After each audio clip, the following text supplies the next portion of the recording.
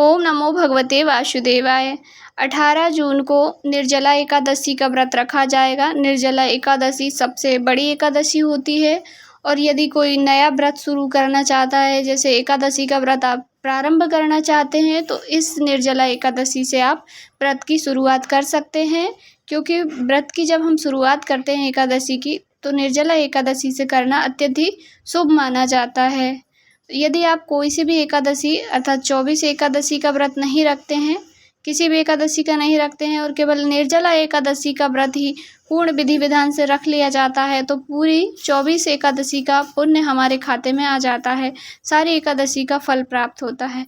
तो इस वीडियो में हम निर्जला एकादशी के व्रत के बारे में, निर्जला एकादशी की पूजन विधि और इस व्रत को कैसे रखा जाता है, संकल्प कैसे लें, सारी जानकारी आपको इसी वीडियो से प्राप्त हो जाएगी, तो वीडियो में बने रहिए। सबसे पहले निर्जला एकादशी के व्रत का जो प्रारंभ है वह 10वीं तिथि से ही हो जाता है। 10वीं तिथि के दिन से ही चावल नहीं खाया जाता है। एक समय शाम के समय में आप चावल नहीं खाना है, लहसुन प्याज किसी भी प्रकार का तामसिक भोजन नहीं करना है। 10वीं तिथि से ही आपको शुद्ध हो जाना है, पवित्र हो जाना है। बाल भी आपको 10वीं में ही धो लेने हैं और तुलसी पत्र भी आपको 10वीं तिथि के दिन ही तोड़ के रख लेने हैं, क्योंकि एकादशी को किसी वृक्ष की पत्ती नहीं तोड़ी जाती है। तो आप ये बातें सभी 10वीं के दिन ही कर लें कि आपको किसी भी प्रकार का तामसिक भोजन नहीं करना है, शुद्ध पवित्र होकर रहना है, मन में धार्मिक विचार लाना है, बुरे विचार भी मन से त्याग दीजिए।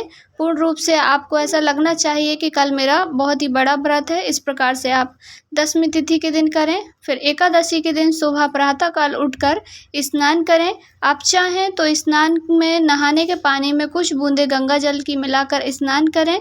यदि गंगा जल आपके पास नहीं है तो आप तुलसी मैया की सूखी लकड़ी को पानी में घुमाकर उस जल से स्नान करें। स्नान करने के पश्चात आपको सूर्य भगवान को अर्घ्य देना है। सूर्य भगवान को अर्घ्य देने के पश्चात आप अपने घर के मंदिर में आकर साफ़ सफाई कर लीजिए, गंगा जल का छिड़काव कीजिए, बर्तन साफ़ हो जाएं। जब आपके पूजन की मंदिर आपका साफ़ हो जाए, उसके बाद आपको व्रत का संकल्प लेना है। भगवान नारायण के सामने, भगवान लड्डू गोपाल जो भी आपके घर में विष्णु भगवान के स्वरूप में विराजमान हो, उनके सामने आप बैठ जाइए। बैठ करके आपको व्रत का संकल्प लेना है। संकल्प कैसे लेंगे? आपके सीधे हाथ के हथेली में थोड़ा सा जल लीजिए, थोड़े से पुष्प लीजिए यदि है तो, यदि पुष्प नहीं है तो केवल जल ले लीजिए आप। जल लेने के बाद आपको संकल्प लेना है कि मैं एकादशी का व्रत या तो आप प्रारंभ कर रहे हैं या आप रखते हैं, तो भी आप संकल्प लें। आपने बोल करके लेना है आपको किस प्रकार से आप ये व्रत रखेंगे।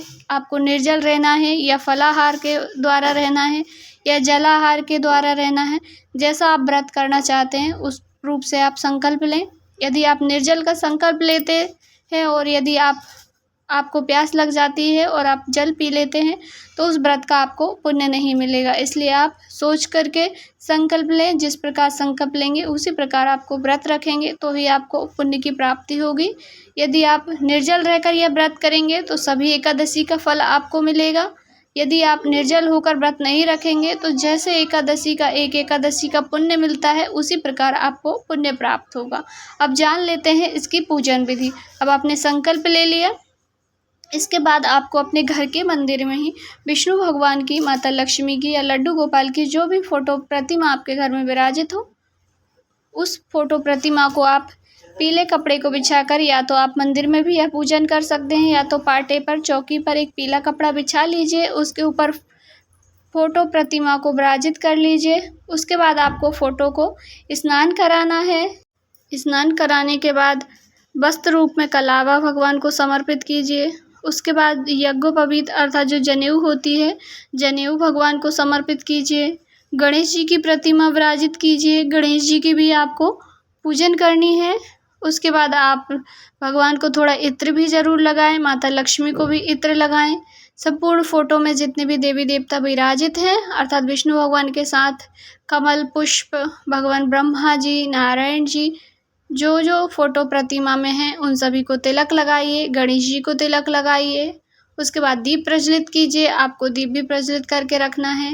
इस व्रत में मिट्टी के मटके का बड़ा महत्व होता है।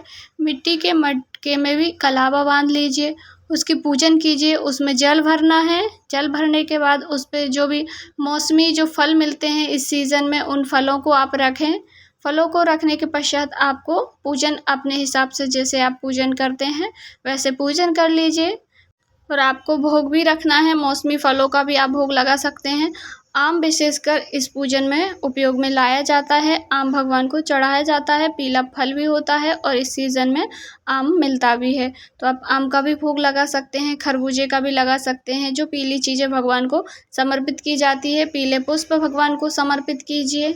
उसके बाद आप धूप दीप से भगवान जी की आरती उतारिए और जो मटका आपने लिया है मिट्टी का, उसको दान में दिया जाता है। आप किसी भी ब्राह्मण जन को, गरीबों को दान में इस मटके को दे सकते हैं। इस मटके में पानी भरा जाता है, जल से उसको भरा जाता है, उसमें थोड़ी सी शक्कर मिलाई जाती है। उसको मीठा जल कहते हैं। मीठे जल का इस दिन दान किया जाता है, जल का सेवन नहीं किया जाता है। और इस दिन एकादशी के दिन आप अन्न का भोग नहीं लगाएंगे भगवान को, क्योंकि अन्न इस दिन खाया भी नहीं जाता है और अन्न का भोग भी नहीं लगाया जाता है और अन्न का दान भी नहीं दिया जाता है।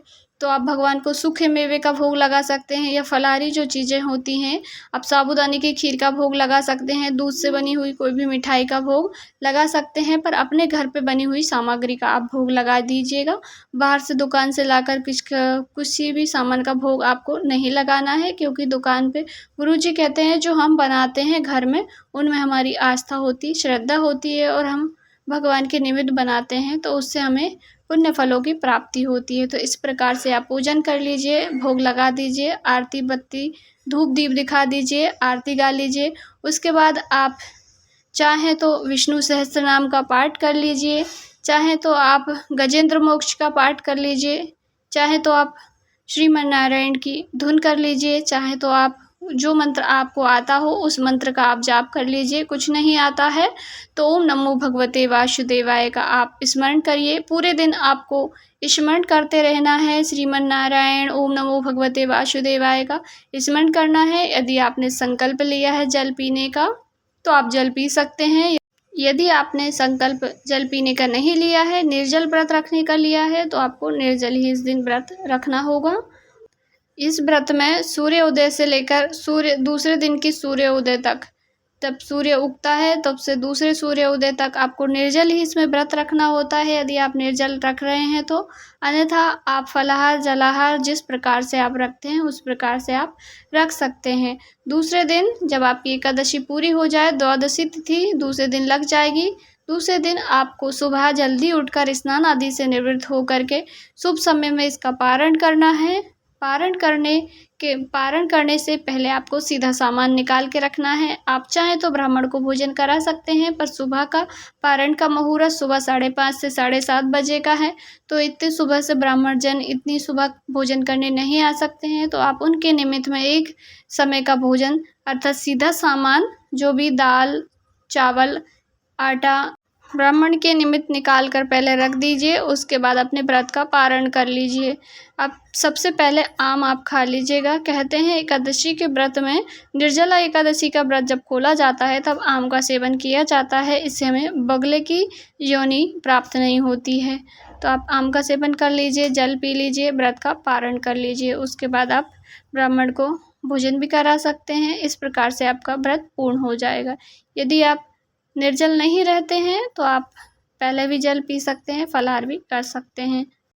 वीडियो में यदि आपको कुछ समझ में नहीं आए तो कमेंट करके पूछिएगा, मैं आपको उस प्रकार के वीडियो बनाकर रिप्लाई ज़रूर दूंगी। कमेंट में ओम नमो भगवते वासुदेवाय ज़रूर से ही टाइप करें। वीडियो उपयोगी लगे तो लाइक ज़रूर करें।